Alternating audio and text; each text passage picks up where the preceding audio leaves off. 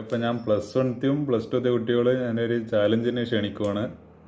Challenge by Suryakiran CC. അപ്പോൾ എന്താണ്, നമ്മൾ NCERT സീരീസ് ചാലഞ്ച് എന്നാണ് അതിൻ്റെ പേര്. ഞാൻ എല്ലാ ആൾക്കാരെയും +1ത്തെയും +2ത്തെയും എല്ലാ ആൾക്കാരും തുറന്ന് വെല്ലുവിളിക്കുവാണ്.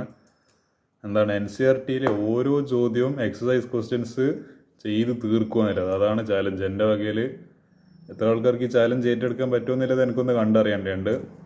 സോ അതിൻ്റെ ഭാഗമായിട്ട് ഒരു പ്രോഗ്രഷൻ ലിസ്റ്റ് പോലെ ഇപ്പോൾ ഒരു പാഠത്തിൽ എത്ര ക്വസ്റ്റ്യൻസ് ഉണ്ട്, പിന്നെ അതിൻ്റെ എന്താണ്, ഇപ്പോൾ ഒരു 10 ക്വസ്റ്റ്യൻസ് ഉണ്ടെങ്കിൽ ഒരു ദിവസം, ഒരു 20 ചോദ്യം 15 to 20 ചോദ്യത്തിലാണെങ്കിൽ 2-3 ദിവസം, അങ്ങനത്തെ ഒരു കണക്ക് വെച്ചിട്ട് ഞാനൊരു ലിസ്റ്റ് കൂടി ഇറക്കുന്നുണ്ട്.